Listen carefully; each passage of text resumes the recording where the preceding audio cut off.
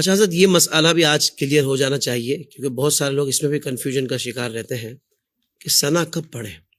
امام نے قرات شروع کر دی تو اب مقتدی کیسے ثنا پڑھے؟ جہری تلاوت والی نماز کے حساب سے بھی بتا دیجئے، اور جو سری نماز ہے اس کے حوالے سے بتا دیجئے.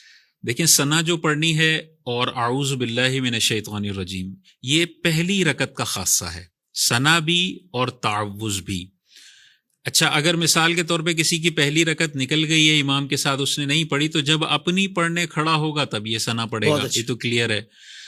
دوسرا مسئلہ یہ ہے کہ امام کے ساتھ اس کو پہلی رکعت مل گئی ہے اور امام نے ابھی قرات شروع نہیں کی، تو ظاہر ہے یہ اللہ اکبر بول کے ثنا پڑھے گا، لیکن اعوذ باللہ نہیں پڑھے گا، کیونکہ اعوذ باللہ قرات کے لوازمات میں سے ہے، اور امام قرات کرے گا تو اعوذ باللہ اس نے پڑھنا ہے.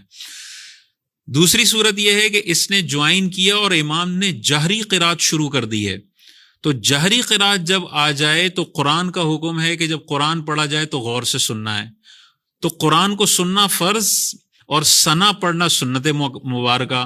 تو جب فرض اور سنت میں سے کسی ایک کا انتخاب کرنا ہو تو فرض کا انتخاب کریں گے، ثنا چھوڑ دیں گے. بالکل صحیح. اور اگر سری نمازیں، ظہر کی نماز ہے، عصر کی نماز ہے، اور آپ نے اللہ اکبر بولا، تھوڑا لیٹ بولا، لیکن ابھی امام صاحب رکوع میں نہیں گئے، تو آپ ابھی ثنا پڑھ سکتے ہیں، کیونکہ امام صاحب اب جہری قرات تو کر نہیں رہے کہ قرآن نہ سننے کا وبال آپ پر آئے. تو یہاں پہ فرض اور سنت ٹکرا نہیں رہے. جب ٹکرا نہیں رہے تو پھر آپ نے ثنا پڑھ لینی ہے.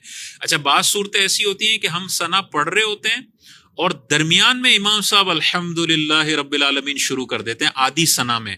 تو اب کیا کریں، اس آدھی ثنا کو پورا کریں یا وہیں روک دیں؟ تو وہیں روک دیں، آدھی پہ ہی فل اسٹاپ کر دیں، کیونکہ جیسے امام صاحب نے الحمدللہ بولا فوراً قرآن کا حکم آپ کی طرف متوجہ ہوا کہ اب غور سے سنو. تو جب غور سے سنو تو پھر ثنا کو وہیں روک دیں جہاں آپ نے پڑھی ہے.